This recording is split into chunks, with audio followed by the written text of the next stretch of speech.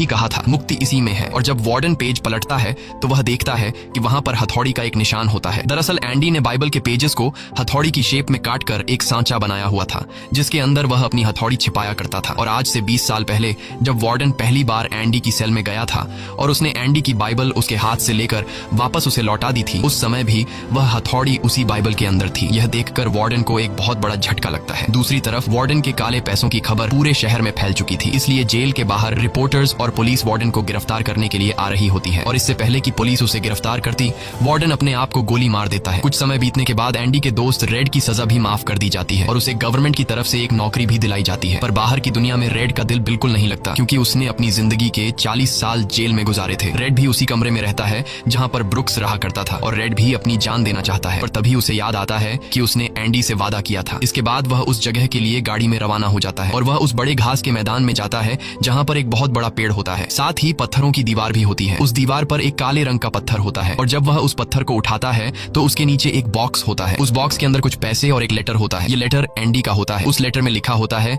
कि Andy red का उसी जगह पर इंतजार कर रहा है जिस जगह के बारे में एंडी ने रेड को जेल में बताया था। उसके आगे एंडी ने लिखा होता है कि उम्मीद अच्छी चीज होती है। इसके बाद रेड उस जगह पहुंच जाता है और जब वह समुद्र किनारे जाता है तो वो देखता है कि एंडी नाव में बैठकर अपनी नाव ठीक कर रहा है। यह जगह, यह सब कुछ एंडी का वह सपना होता है जो उसने जेल में रेड से शेयर किया था और रेड ने कहा था कि उम्मीद अच्छी नहीं होती। इसके बाद यह दोनों एक दूसरे को गले लगाते हैं और इसी के साथ ये कहानी खत्म हो जाती है। अगर आपको यह वीडियो अच्छी लगी हो तो हमारे चैनल को सब्सक्राइब और वीडियो को लाइक जरूर कीजिए।